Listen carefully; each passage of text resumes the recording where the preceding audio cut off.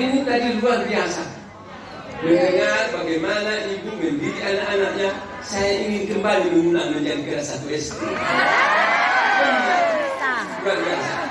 Dan memang zaman dahulu itu tidak diperoleh. Karena mungkin ilmu dari sang guru belum sampai ke situ. Tapi walaupun begitu, walaupun apa yang saya peroleh apa adanya, ya beginilah saya sekarang ini. Terima kasih para guru. Satu hal lagi Bu.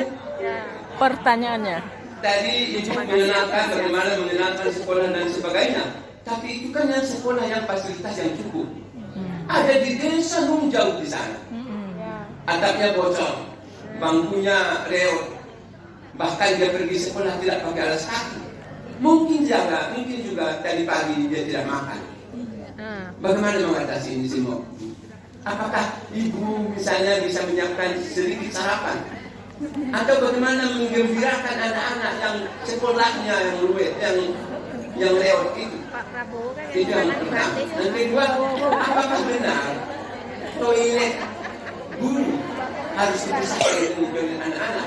Karena kalau kita di beberapa SD, toilet guru bersih, toilet anak-anak sangat jorok. Kenapa tidak disatukan saja supaya terdapat bersih?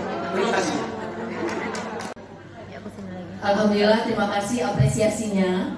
Karena yang tua sudah pernah muda, yang muda belum pernah tua. Masya Allah. Jadi kami belajar dari para senior untuk kami di sini, maka berkat seniorlah kami bisa berdiri di sini. Oke, kita akan menjawab. Untuk sekolah kita lihat itu sangat jauh jika dibandingkan dengan sekolah yang ada di kota-kota seperti itu. Namun yakin di setiap kabupaten kota, bahkan di kelurahan pun, itu untuk tingkatan kelengkapan sekolah akan berbeda-beda.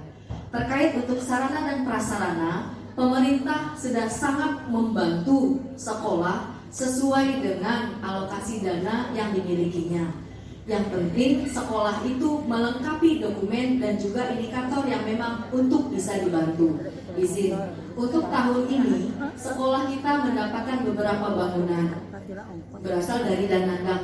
Nah, tentunya kriteria dibutuhkan seperti yang disampaikan oleh Bunda, jangan sampai yang memberi bantuan nanti malah terikat dan dianya dipanggil bolak-balik oleh APH, aparat penegak hukum. Maka dari itu yang perlu kita lengkapi bahwasanya data di Dapodiknya harus sesuai. Nah, untuk saat ini kita ketahui ini bukan rahasia umum bahwasanya tidak ada lagi untuk penerimaan honorer karena Dapodik sudah dikunci.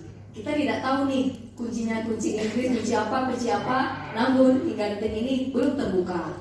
Nah, intinya Pak, apapun keadaan sekolah, yakin sekolah dengan kerjasama aktifnya komite, komunikasi dengan para wali murid itu semua bisa diselesaikan.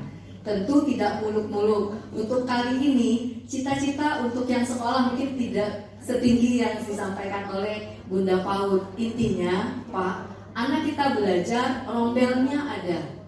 Jika memang tidak cukup rombel, menjelang bantuan akan turun, Pak, ada sekolah kita disiasati dengan menyekat kelas.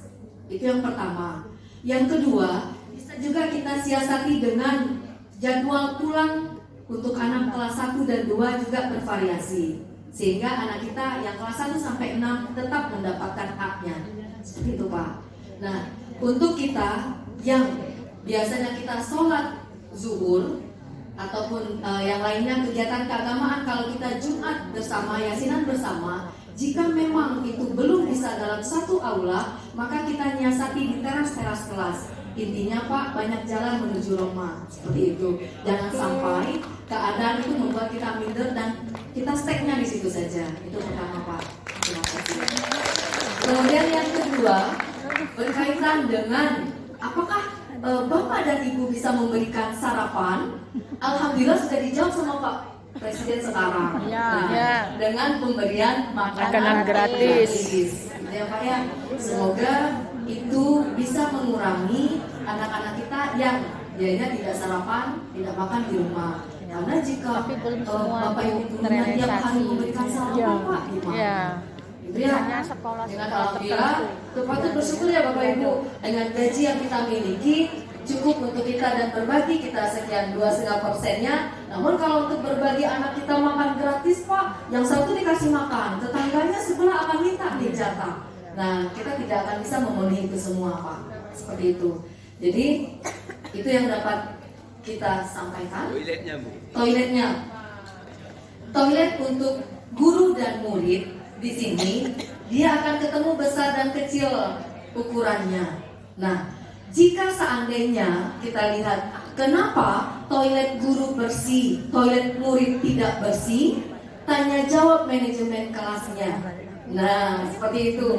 Jadi jika sempat Bapak main ke Sabang, boleh mampir ke sekolah kami.